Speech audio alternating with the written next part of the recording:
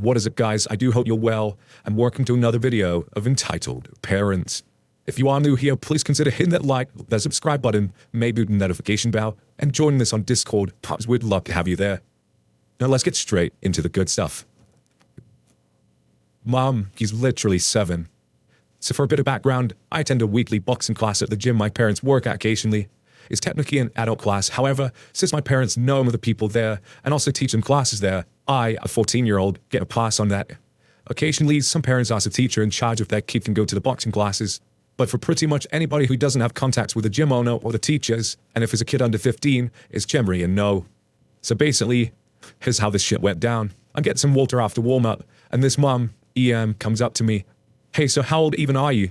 I can get where this question comes from, because I'm really short, 5'2" to be exact at the moment. So naturally I respond, oh, I'm 14, I'm just sort of short.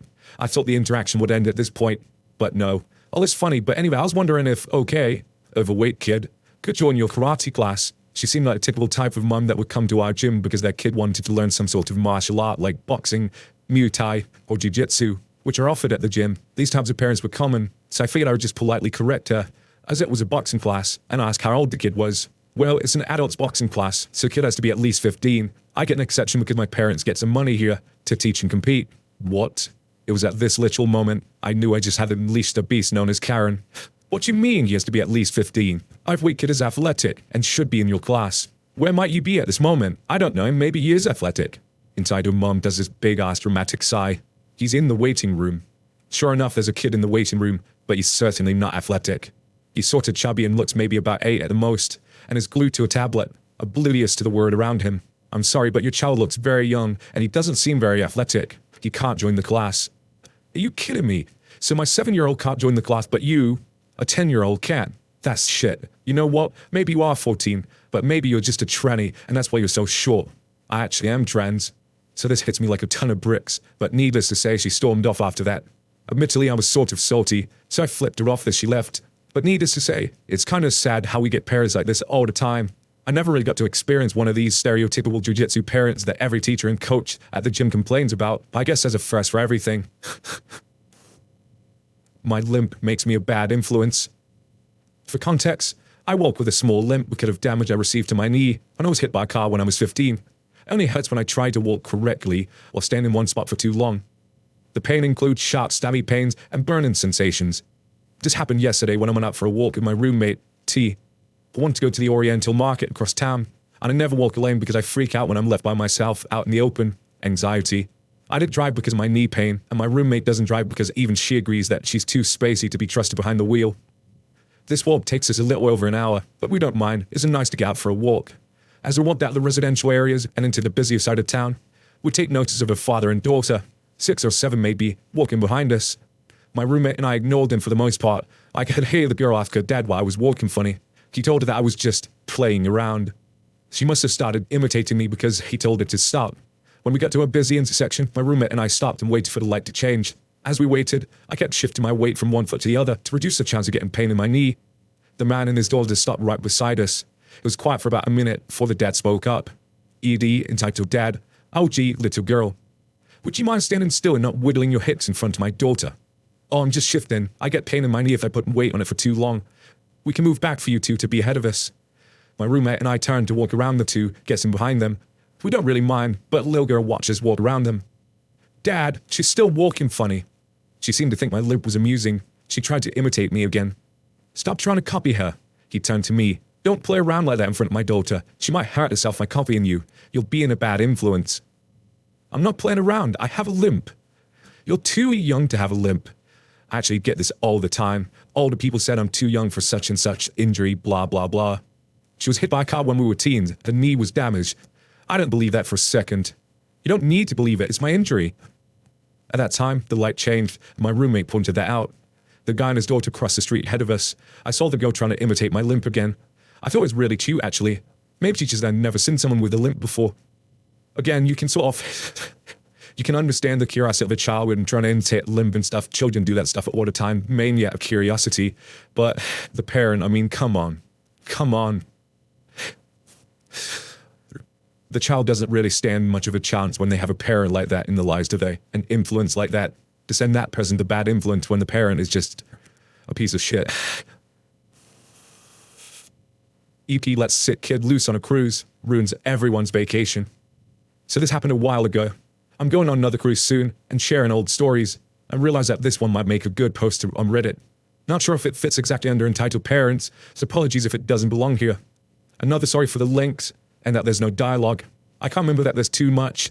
It's more of a situation that went out of hand and what the parent did than what the parent said. This is my first post here. I hope you enjoy. 2 or 3 years ago, I went on a cruise with my mother and my friend, with his mother.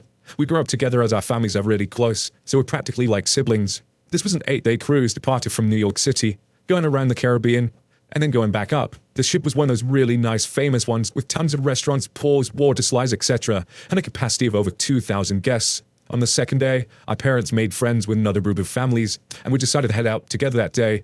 Once the boat pulled into port, we met at breakfast to plan the day. There was quite a few families with younger kids, and of course all the young kids left to their own discretion at open buffets were wild and kind of gross. Later on, I overheard one parent, EP, complaining to someone about their kid. Apparently kid wasn't feeding well and had wanted to come, but EP didn't want to leave them behind to laze around in their room. They had spent so much money to go out and have fun.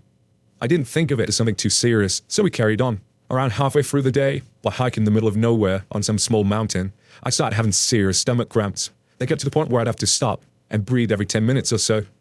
My mum and my friend decided to leave the rest of the group to help me back to where our tour bus was waiting, as I was clearly in no condition to continue hiking. It took us a while, since I was in so much pain, but eventually we got back on the bus, or I could attempt to sleep and wear off. We assumed I'd gotten food poisoning or ate something bad.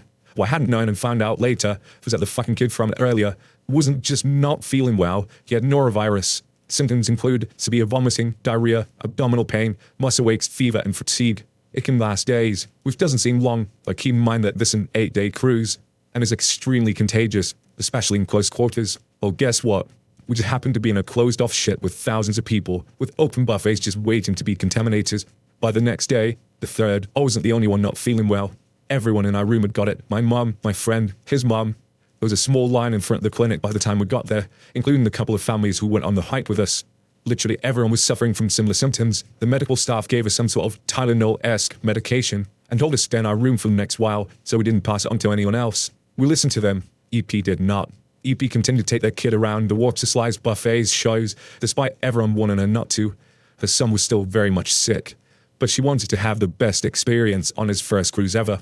On the 4th day, word of mouth told me that it was quickly spreading. The crew started offering free movies and in-room catering for those who were sick in a futile attempt to keep them in their rooms. Live shows were cancelled because even the performers were getting sick. On the 5th day, the crews announced that they could not dock with ship from the start of the day.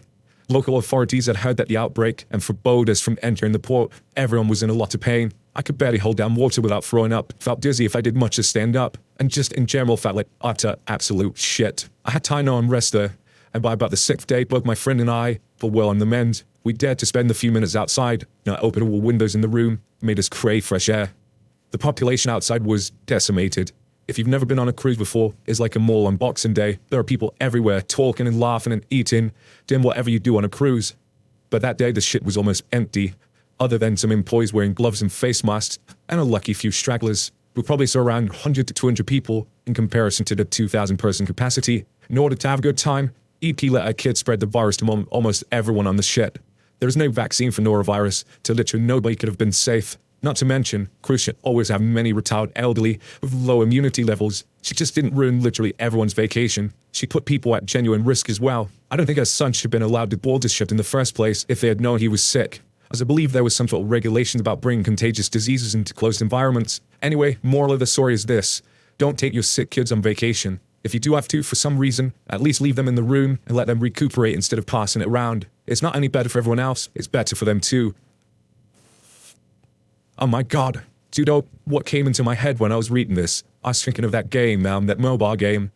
Is it Plague Inc. where you have to actually spread the virus yourself? That's the beginning of it. Aunt expects me to pay for ice cream I can't afford. Side note, a customary statement about how I'm on mobile, so sorry if the formatting is BS.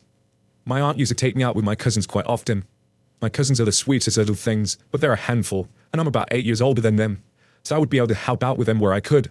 One time during the summer, she asked if I wanted to go to the beach with her and her kids. Since it was a nice day and my cousins had been begging to go for a while, I figured she just wanted an extra pair of hands, but I liked the beach so I agreed to come along. I've been entertaining them while my aunt got some time to relax. But about an hour or two after arriving at the beach, cousins decided that they're going to start pestering my aunt about ice cream. There was a truck nearby, one of those types that just sort of sits there all day. May as well just have been a permanent ice cream store. So I offered to run out and check out the prices. Because it's right by the beach, ice cream was stupid expensive. But I had some money, so I figured I could pay for it on my own. I went back over and said, it should come to about £7.50 for you free. I'll pay for my own. Little did I know, I had just opened up the gates of hell.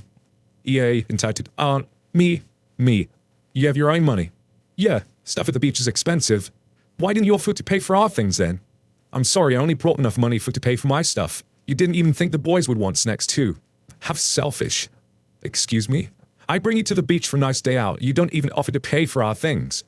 At this point, I didn't know what to say. I was basically babysitting our kids for free and still decided to pay for my own stuff. I didn't know what she wanted from me. I'm sorry, I just thought paying for my stuff would make things easier. Paying for all our things would make things easier. You're just being selfish. Well, I have the money for two. I could buy the kids ice cream. You'd have to pay for your own. No, you're going to pay for everything. Bitch, I just said I could afford two. You want to put an extra £5 out my ass or something? I can't pay for everything. I can only afford 2 ice creams. Just haggle with the ice cream man. You're a cute girl. You can probably get them for free. Excuse me? Go and get us all ice cream, and then you're going to keep watching the boys. By now, I was out. This bitch crazy. Let it, kids. Have fun dealing with your insane mother. No, I'm going home. No, you're not. You're going to go and get us ice cream. As this banshee woman screeched down my ears, I started packing up my beach towel in my bag and walked off with my money and my pride. I got the bus home and haven't properly spoke to my aunt since. I shouldn't think so. That bitch is crazy. I think that it was the word she tries to say to her, like, go and haggle. You're a cute girl. Like, then flaunt yourself. Jesus Christ, man. I need to not like that. Once again, guys, thank you so much for being here. It's really appreciated. The channel has just grown massively, and all I can say to you guys is thank you. You're amazing. Thank you so much, guys. Take care now. Bye-bye.